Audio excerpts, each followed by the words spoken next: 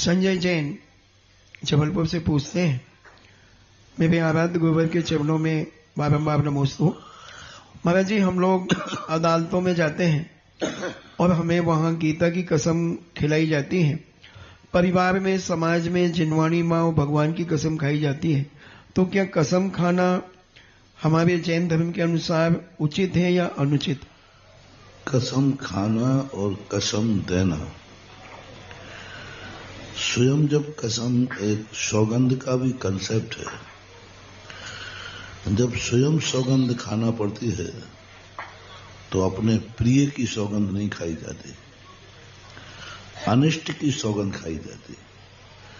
मैंने ऐसा किया हो तो मुझे दुर्गति हो, मुझे ऐसा किया हो तो मुझे बज गिरे, कोड़ निकले, ऐसे आदि। और जब दूसरा सौगंध चढ़ाएगा तो तुम्हारे प्रिय की चढ़ाएगा, दूसरा सौगंध चढ़ाएगा तो तुम्हारे प्रिय की चढ़ाएगा। कि तुम, जब वो कहेगा कि तुम अपने सबसे प्रिय कौन है, तुम भगवान की सौगंध खाओ, तो सामने वाला खिलवाएगा। तुम जब खाओगे तो भगवान की सौगंध नहीं खाओगे। अपनी तरफ से अपने प्रिय की सौगंध कभी नहीं खाना चाहिए। तुम अपने बेटी की सौगंध कर देते हो, भगवान की सौगंध कर देते हो, अपनी तरफ से नहीं। जब सामने वाला कह सकता है तुम सही हो तो भगवान की सौगंध करो, वो कह सकता है। सही है तो तुम अपने गुरु की सौगंध करो, सही हो तो तुम अपने माँ बाप की सौगंध करो, बेटे की सौगंध करो, तुम अपनी खुद की सौगंध करो। ऐसा तो सामने वाला तो चढ़ाएगा तो वो तो तुम्हें टेक के चढ़ाएगा। वहां सौगंध तुमने खाई है कि सौगंध कराई गई है? अदालत में सौगंध तुमने खाई है कि वहां से कराई गई है?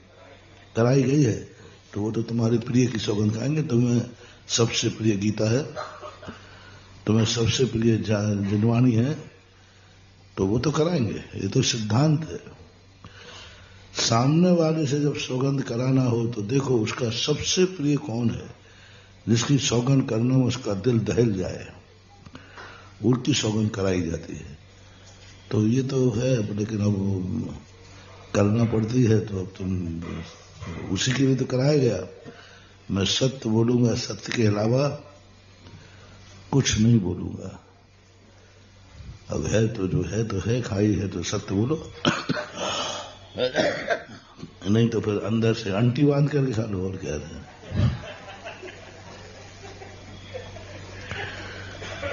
ऊपर से कह दो भैया ये तो सौगंध खा रहा हूं, अंदर से मैं नहीं खा। क्या करते हैं, आजकल का समय इतना विचित्र है। सौगंध खाना ही पड़ेगी, कानून कह रहा है। और कई बार स्थितियां ऐसी हैं,